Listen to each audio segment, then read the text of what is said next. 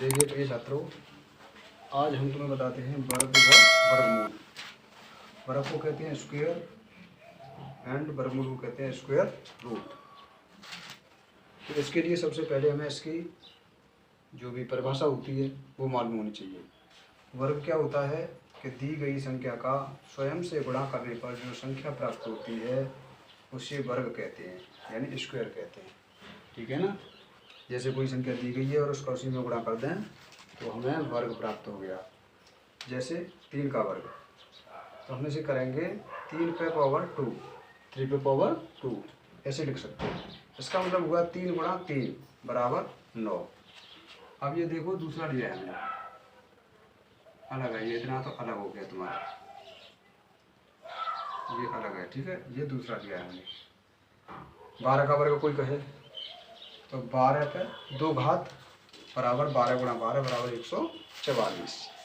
यानी कोई भी संख्या दी जाती है उसका उसी में गुणा कर दिया जाए तो हमारा वो वर्ग हो जाता है। ठीक है। अब आते हैं वर्गमूल, इसे कहते हैं स्क्वायर रूट। किसी संख्या का वर्गमूल वह संख्या है जिसका वर्ग दी गई संख्या के बराबर है। इससे ये चिन्ह होता है, इससे प्रदर्शित करते हैं।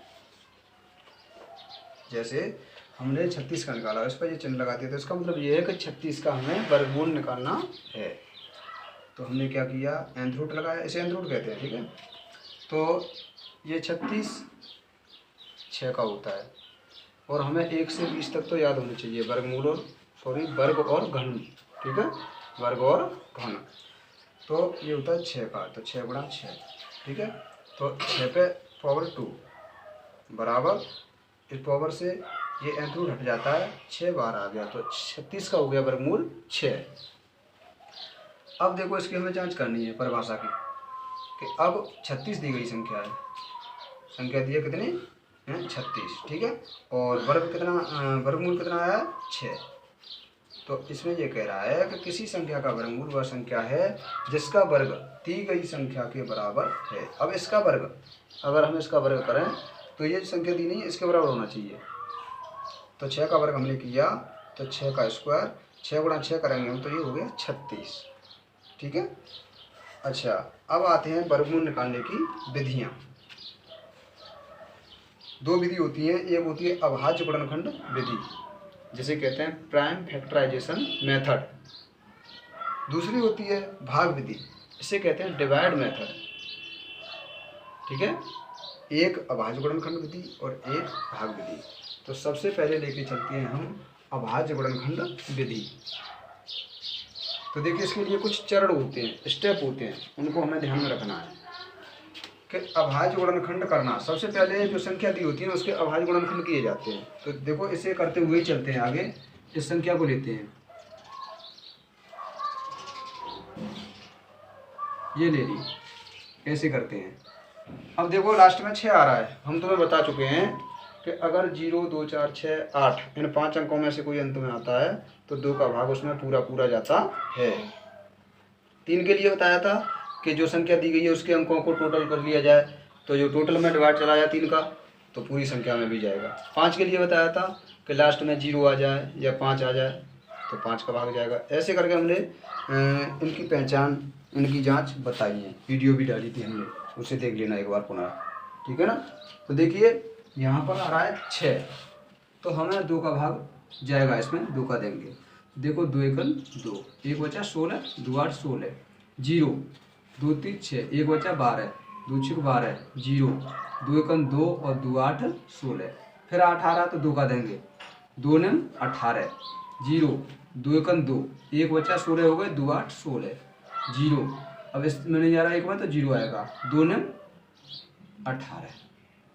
देखो अगर तुमसे ऐसे नहीं आता है तो हम अलग करके देख सकते हैं। भाग सभी जानते हैं अच्छी तरह से, तो भाग अलग करके देख सकते हैं। अब देंगे इसमें 2 का नहीं जा रहा है अब, क्योंकि लास्ट में 0 2 4 6 8 इनमें से कोई नहीं है।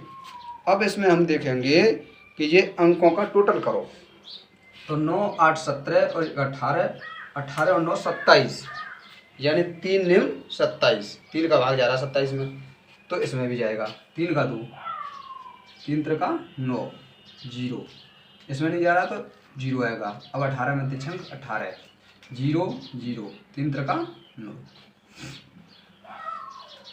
फिर 3 का, 3 1 जा 3, 0 0, 3 2 जा 6, 0 0, 3 1 जा 3।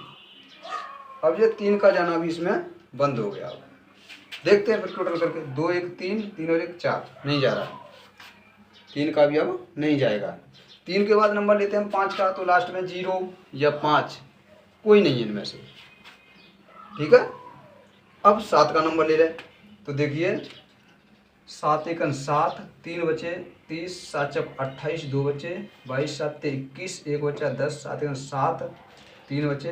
तो देखो 7 का इसमें जा रहा है, देखिए 7 का, 7 1 7, 10 में दे रहे हैं हम, तो यहाँ पे बचे 3, 30 हो गए, 7 चौक 28, 30 में से 28 गए तो 2 बचे, 22 हो गए, 7 3 21, 22 में से 21 गए तो 1 बचा, 10 हो गए यहाँ, 7 1 7, 3 बचे 30 हो गए, 7 चौक 28, अब क्या बचे 2, 21 हो गए, 7 3 21, फिर जाएगा 7 का इसमें, 7 दूनी 14, 14, ठीक है। अब 3 में नहीं जा रहा है तो भाग टूटी बिंदी, 31 में देंगे, 7 चौक 28, 3 बचे 34 हो गए, 7 चौक 28 और 6 बचे 63 हो गए, 7 63, एक बार देख लें, 7 दूनी 14, 0, 7 चौक 28, 3 34, 7 चौक 28, हाँ ठीक है। अब हो गई है 20 449। अब देखो फिर 7 का जा रहा है कि नहीं जा रहा है इसमें, 7 1 7, 7 दूनी 14, 6 बचे, 7 63, 1, 7 नहीं जा रहा 7 का। अब 7 के बाद नंबर आता है काय का, 11 का, 8 का नहीं देंगे क्योंकि 8 एक अभाज्य संख्या नहीं है, 9 भी नहीं है, इनमें भाग जाते हैं, 8 में जाता है 2 का, 4 का, 9 में 3 का जाता है, 10 भी नहीं है, 10 में 2 का और 5 का जाता है। अब नंबर आता है 11 का, तो अब देखो इसमें 11 में देखते हैं, 11 1 11 बचे 9, 94 हो गए, 11 88, 6 बचे, 11 पन्ना 55 और 9 बचे, ठीक है 11 का जा रहा है, 11 1 11, 9 बचे 94, 11 88, 6 बचे 64, ठीक है, 11 पन्ना 55, 55 64 में से 55 गई तो 9 99, 11 नंबर 99। अब फिर 2 11 का, 11 1 11, क्या बचे 7, 75 हो गई, तो 11 6 के 66, क्या बचे 9, 75 में से 66 गए तो 9 बचे, 99 हो गई, 11 नंबर 99। अब देखो अब 11 का इसमें नहीं जाएगा, अब सीधा दिखाई दे रहा है हमें 169 हो गया।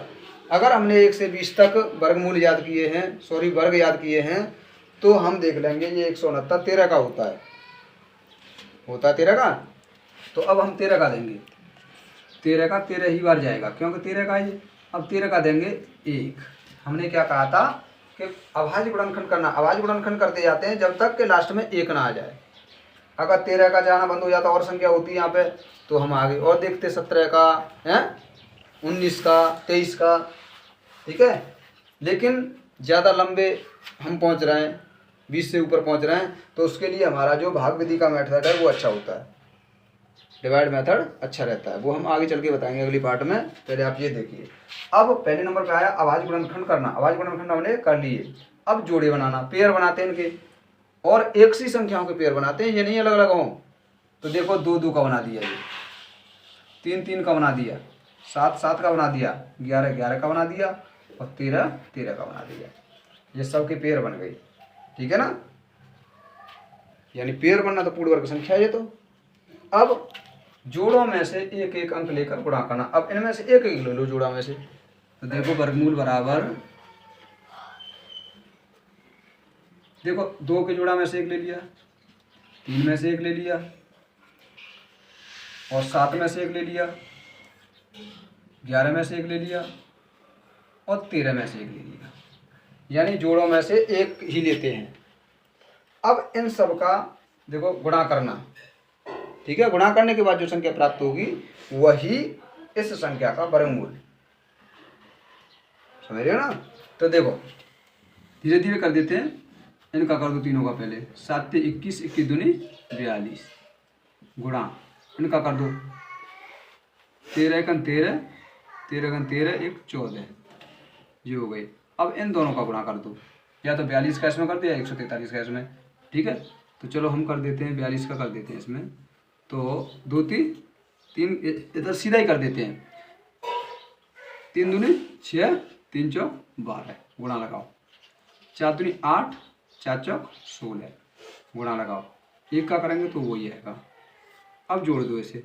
6, 8 और 2 10 का 0, हासिल 1, 1 और 1 2 और 6, 8 और 2 10, 10 का 0, हासिल 1, 4 और 1 5 और 1 6। ये 6006 हमारा हो गया आंसर। क्या हो गया? 6006 हो गया आंसर। कुल मिलाकर के दोबारा हम समझा देते हैं कि देखिए, वर्ग होता है दी गई संख्या में दी गई उसी संख्या का गुणा करने पर जो प्राप्त संख्या होती है उसे हम वर्ग कहते हैं, स्क्वायर। वर्गमूल होता है, जैसे 3 का वर्ग किया है तो 3 गुणा 3 9, यानी 3 का गुणा 3 में करेंगे तो 9 ही तो होगा। 5 का गुणा 5 में करेंगे तो 25 ही तो होगा। तो ये वर्ग हो गए। वर्गमूल यानी स्क्वायर रूट। किसी संख्या का वर्गमूल वह संख्या है जिसका वर्ग दी गई संख्या के बराबर है। इसे nth रूट, यानी ये चिन्ह होता है nth रूट, चिन्ह से प्रदर्शित करते हैं, जैसे हमने तुम्हें समझाया है। अब वर्गमूल निकालने की विधियाँ होती हैं। एक होती है अभाज्य गुणनखंड विधि, प्राइम फैक्टराइजेशन मेथड। दूसरी भाग विधि, डिवाइड मेथड। तो हमने सबसे पहले तुम्हें अभाज्य गुणनखंड विधि बताई है सबसे पहले हमने, ठीक है ना। सबसे पहले हमने अभाज्य गुणनखंड विधि बताई है।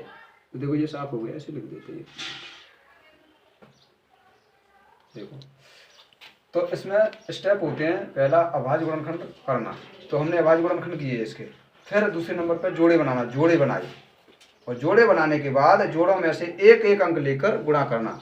इनमें से एक एक अंक लिया और उनका हमने गुणा किया तो ये आया, यानी 6006 आया। ये देखो, ये 6006 है, ठीक है। तो ये हमारा आंसर हो गया 6006। अब ये सही है या गलत है, इसकी जांच हम कैसे करते हैं? देखो, जांच और बता देते हैं। वेरीफाई, 1 मिनट देख लेना। वेरीफाई, देखो हमारा आंसर आया 6006, इतना आया ना। अब ये सही है या गलत है, तो देखो हमने बताया इसका वर्ग ये है, इकाई दहाई सैकड़ा हजार 10,000 लाख 10 लाख करोड़, 3,60,72,036, यानी 6006 का वर्ग है। और 3,60,72,036 का वर्गमूल है 6006। समझ रहे हो ना, ये एक दूसरे के सार्थक होते हैं। इसका वर्गमूल, सॉरी, इसका वर्ग ये है और इसका वर्गमूल ये है। समझ रहे हो ना। तो अब ये कैसे है, सही है या गलत है, ये हम देखते हैं। तो 6006 का गुणा 6006 में करके देखो, अगर ये संख्या हमें प्राप्त होती है ये वाली तो हमारा सही है, और अगर ये नहीं हो रही है तो हमारा गलत है। तो देखो 6006 गुणा 6006, 6 का करेंगे 6 36, 0 का 0 6 36, 0 का करेंगे 0 0 0 0, 4 अंक है। फिर 0 का 0 0 0 0 गुणा 6 का करेंगे 6 36, और 0 का 0 और 6 6 36, फिर आ गया।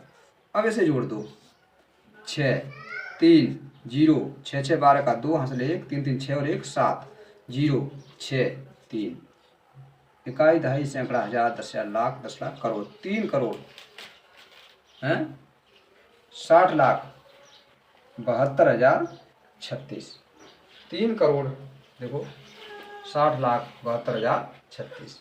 तो ये हमारा ये और ये दोनों एक सी संख्या आई है। तो इससे हमें जांच हो गई कि ये हमारा वर्गमूल जो हमने निकाला है वो बिल्कुल सही है, इसमें कोई मिस्टेक नहीं है। अगर ये नहीं आती, 1 2 अंक भी इधर उधर आता तो हमारा गलत था। समझ रहे हो ना।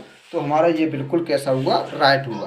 कैसा हुआ, हाँ, इसमें कोई भी गलती नहीं है, ठीक है ना। तो ये सभी की समझ में आया, किसी को कोई परेशानी है? तो ये होता है तुम्हारा वर्ग और वर्गमूल, इसे ध्यान से देखना। और उसके बाद अगले पार्ट में हम तुम्हें भाग विधि समझाएंगे, डिवाइड मेथड, ठीक है। तो कोई भी दिक्कत होती है तो उसे कमेंट बॉक्स में लिख के भेजना, ठीक है। और अगर वीडियो पसंद आए तो लाइक करना, चैनल को सब्सक्राइब करना।